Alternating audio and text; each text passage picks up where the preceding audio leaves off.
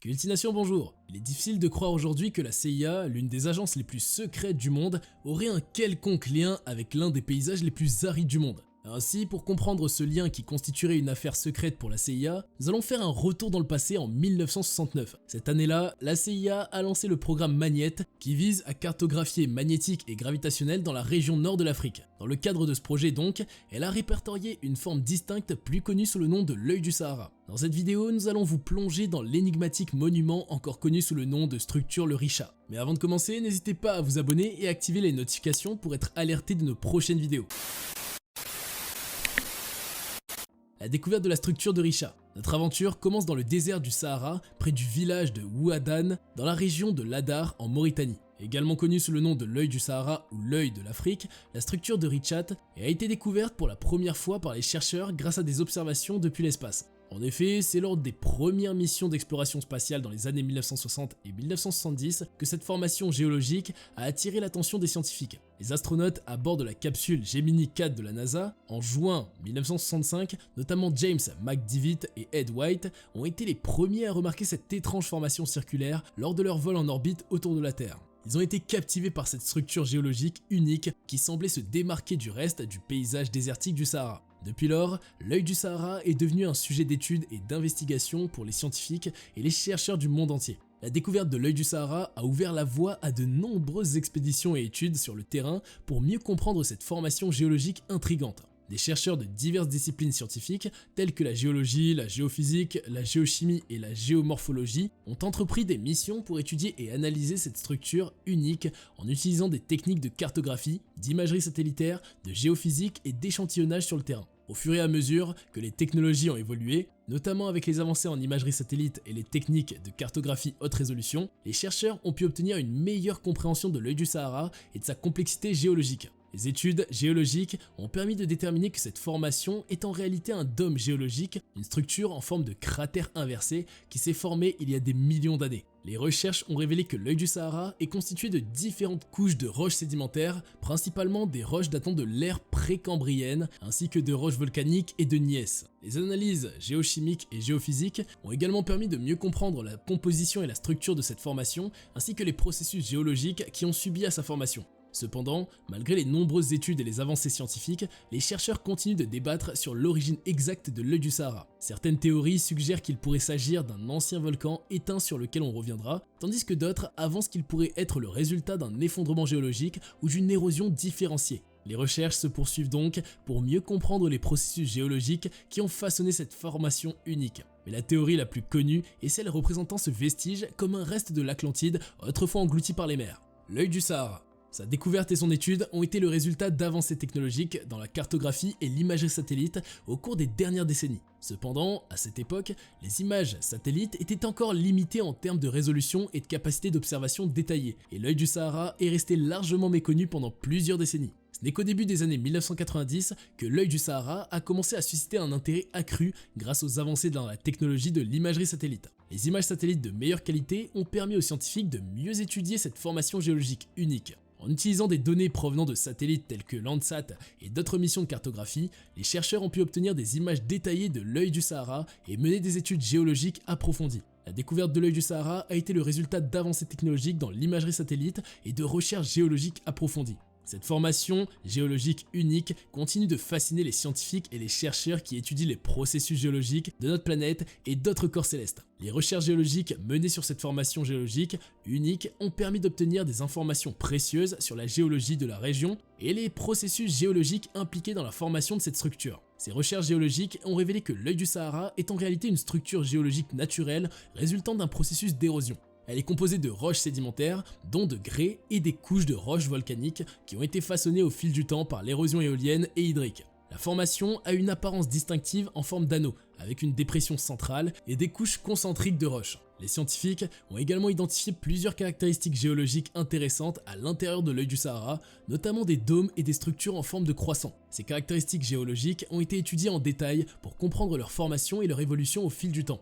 L'analyse des roches et des minéraux présents dans ces caractéristiques a fourni des informations sur les processus géologiques qui ont conduit à leur formation, notamment les processus de métamorphisme et de déformation. Les chercheurs ont également utilisé des techniques de datation radiométrique pour déterminer l'âge des roches de l'œil du Sahara. Ces études ont montré que les roches de cette formation géologique sont âgées d'environ 100 millions d'années et appartiennent au Crétacé supérieur. Les chercheurs, ont utilisé une variété de méthodes, notamment la cartographie géologique sur le terrain, l'analyse des données d'imagerie satellite, la datation radiométrique des roches, l'analyse de la composition chimique des échantillons de roches et la modélisation géologique pour reconstituer l'histoire géologique de cette structure. En outre, la modélisation géologique a été utilisée pour reconstituer l'histoire géologique de l'œil du Sahara et pour mieux comprendre les processus géologiques qui ont contribué à sa formation. Les chercheurs ont utilisé des modèles informatiques pour simuler les conditions environnementales, les mouvements tectoniques et les processus d'érosion qui ont pu jouer un rôle dans la formation de cette structure géologique. L'œil du Sahara a également suscité l'intérêt de la communauté scientifique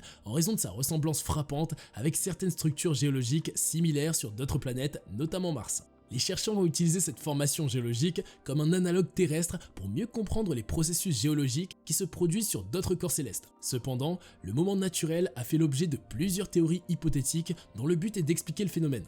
La première, l'hypothèse de la météorite. Selon cette hypothèse, l'œil du Sahara aurait été créé par l'impact d'une météorite géante il y a des millions d'années. L'idée que l'œil du Sahara pourrait être le résultat d'un impact météoritique est basée sur plusieurs caractéristiques géologiques de cette formation. Tout d'abord, la structure circulaire de l'œil du Sahara, avec un diamètre d'environ 50 km, rappelle la forme d'un cratère d'impact créé par la collision d'une météorite avec la Terre. De plus, la structure de Richat présente un anneau central surélevé et des anneaux concentriques, qui sont également des caractéristiques typiques de cratères d'impact. En outre, des études géologiques ont révélé la présence de certaines caractéristiques associées aux cratères d'impact dans les roches de l'œil du Sahara. Par exemple, des roches choquées, qui sont des roches modifiées par l'impact d'une météorite, ont été trouvées dans la région. De plus, des minéraux tels que la stichovite, qui sont également associés à des impacts météorologiques, ont été identifiés dans les échantillons de roches prélevés à l'œil du Sahara. Cependant, malgré ces similitudes avec les cratères d'impact météoritique, il n'y a pas de preuves solides pour soutenir définitivement l'hypothèse de l'impact d'une météorite comme la cause de la formation de l'œil du Sahara. Certaines études ont remis en question cette hypothèse, suggérant que la structure de Richat pourrait avoir une origine géologique différente. Une autre théorie alternative propose que l'œil du Sahara soit le résultat d'une activité géologique interne, telle qu'un dôme géologique formé par l'activité tectonique ou une érosion différentielle causée par l'érosion du sol et la dissolution de roches solubles. Certaines recherches ont également proposé que la structure de Richat pourrait être liée à la présence d'un dôme de sel sous-jacent qui aurait permis la formation de la structure. La deuxième hypothèse d'un ancien volcan. L'hypothèse du volcan est une autre théorie qui a été avancée pour expliquer la formation de l'œil du Sahara. Selon cette hypothèse, l'œil du Sahara aurait été créé par l'activité volcanique il y a 100 millions d'années. Elle suppose que l'œil du Sahara aurait été formé par l'éruption d'un volcan qui aurait créé une caldeira, une dépression circulaire résultant de l'effondrement du sol après une éruption volcanique. Au fil du temps, l'érosion aurait ensuite exposé cette caldeira ainsi que la structure circulaire caractéristique de l'œil du Sahara que nous voyons aujourd'hui. Il existe plusieurs éléments qui nécessitent cette hypothèse du volcan pour expliquer la formation de l'œil du Sahara. Tout d'abord, la structure circulaire de l'œil du Sahara est similaire à celle d'autres calderas volcaniques dans le monde, qui sont connues pour être créées par l'effondrement du sol après une éruption volcanique majeure. De plus, des études géologiques ont identifié des roches volcaniques telles que des basaltes et des tufs dans la région de l'œil du Sahara, ce qui pourrait être un indicateur de l'activité volcanique passée. Par ailleurs, des recherches géophysiques ont révélé des anomalies magnétiques et des variations de densité sous la structure de Richat, ce qui pourrait être cohérent avec la présence d'une caldeira volcanique sous-jacente. Ces anomalies peuvent être dues à la présence de roches volcaniques et de structures associées à l'activité volcanique dans la région. Cependant, il convient de noter que l'hypothèse du volcan pour expliquer la formation de l'œil du Sahara est également sujette à débat et n'est pas confirmée de manière définitive. Certains chercheurs remettent en question cette théorie, expliquant que d'autres processus géologiques pourraient également expliquer la formation de ces structures, telles que l'érosion différentielle ou l'activité tectonique. La troisième, l'hypothèse de l'aérodrome.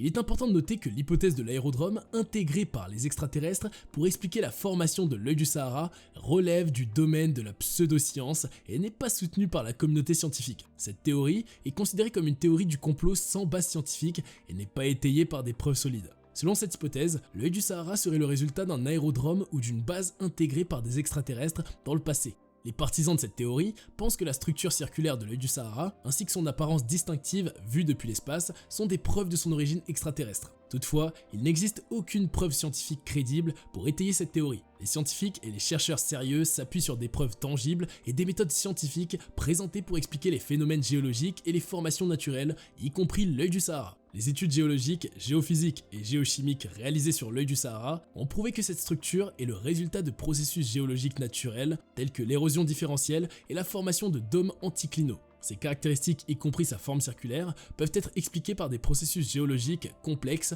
qui se sont produits sur des millions d'années. Il est important de rester sceptique face aux théories du complot, non étayées par des preuves scientifiques solides. La science se base sur la méthodologie scientifique, qui implique l'examen rigoureux et objectif des données et des preuves pour parvenir à des conclusions fondées sur des faits vérifiables. Les hypothèses fondées sur des croyances sans preuves scientifiques ne sont pas prouvées comme valides dans le domaine scientifique et ne sont pas prises en compte dans les recherches et les études sérieuses. En conclusion, l'hypothèse de l'aérodrome intégré par les extraterrestres pour expliquer la formation de l'œil du Sahara n'est pas étayée par des preuves scientifiques crédibles et n'est pas considérée comme une explication valable par la communauté scientifique. Les recherches géologiques et scientifiques ont fourni des explications détaillées sur des processus géologiques naturels pour comprendre la formation de cette structure géologique fascinante dans le désert du Sahara. Néanmoins, il n'en demeure pas moins qu'une question persiste, à savoir pourquoi la CIA garde tout ceci secret ou pourquoi l'a-t-il fait puisqu'aujourd'hui tout ceci a été rendu public. Un rappel du livre d'un des agents de la CIA, Chan Thomas, a permis de comprendre une chose existentielle, à savoir que le désert aurait été un vestige de l'Atlantide, le célèbre mythe de l'Atlantide.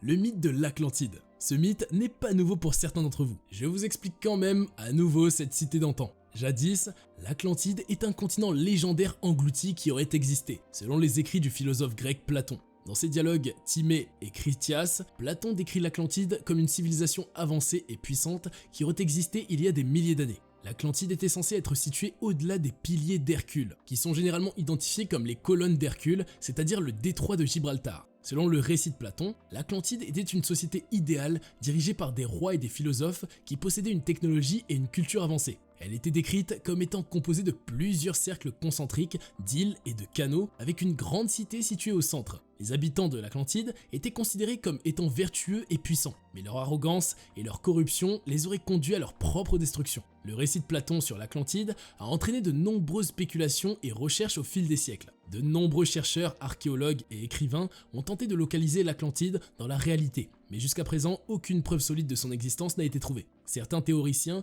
pensaient que l'Atlantide était une fiction créée par Platon pour illustrer ses idées philosophiques, tandis que d'autres croyaient qu'elle était basée sur des mythes et des légendes antérieures. Certains chercheurs ont émis l'hypothèse que l'Atlantide aurait pu être située dans la région de l'océan Atlantique, au large des côtes de l'Europe, de l'Afrique ou de l'Amérique. Des recherches géologiques ont révélé des formations rocheuses sous-marines dans ces régions qui pourraient être interprétées comme des vestiges de l'Atlantide. Par exemple, la région des Açores, un archipel situé dans l'océan Atlantique, a été proposé comme emplacement possible de l'Atlantide en raison de sa position géographique et de sa géologie inhabituelle. D'autres théories ont avancé que l'Atlantide était située dans la mer Méditerranée, plutôt que dans l'océan Atlantique. Certains chercheurs ont proposé que Santorin, une île volcanique en Grèce, pourrait être la véritable Atlantide. Santorin est connu pour avoir subi une éruption volcanique majeure vers 1600 avant Jésus-Christ qui aurait provoqué l'effondrement de la caldeira centrale de l'île et la création d'un tsunami dévastateur. Cette théorie est cependant controversée et n'a pas été largement acceptée. La fin pour l'Atlantide.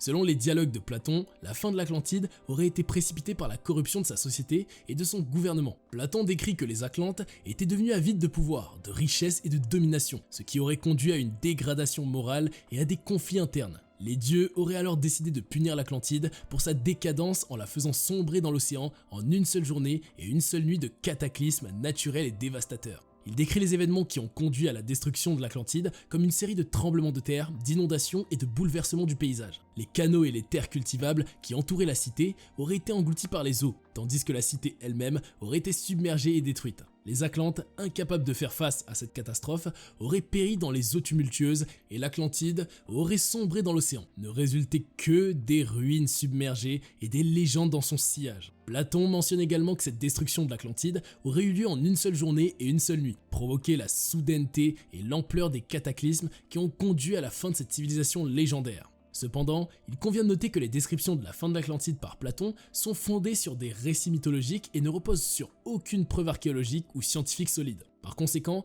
la question de la fin réelle de l'Atlantide reste encore un sujet de débat et de spéculation parmi les chercheurs et les experts. Certaines théories alternatives ont été avancées, suggérant que la destruction de l'Atlantide aurait pu être provoquée par des phénomènes naturels tels qu'un tsunami, une éruption volcanique ou un glissement de terrain, plutôt que par une intervention divine. Cependant, aucune preuve tangible n'a été trouvée pour corroborer ces théories, et le sort final de l'Atlantide reste un mystère non résolu dans l'histoire et l'archéologie. L'œil du Sahara serait le vestige d'une ancienne cité ou d'une structure de l'Atlantide, une civilisation légendaire supposée avoir existé il y a des milliers d'années et qui aurait été engloutie sous les eaux de l'océan Atlantique. Les partisans de cette théorie pensent que la forme circulaire de l'œil du Sahara et sa localisation dans le désert du Sahara pourraient être des indices de son origine atlante. Malheureusement, il n'existe aucune preuve scientifique crédible pour étayer cette théorie. L'Atlantide est considérée comme une légende et une mythologie sans preuve archéologique ou scientifique solide de son existence. Les recherches archéologiques et scientifiques désignées n'ont jamais confirmé l'existence de l'Atlantide en tant que civilisation avancée engloutie.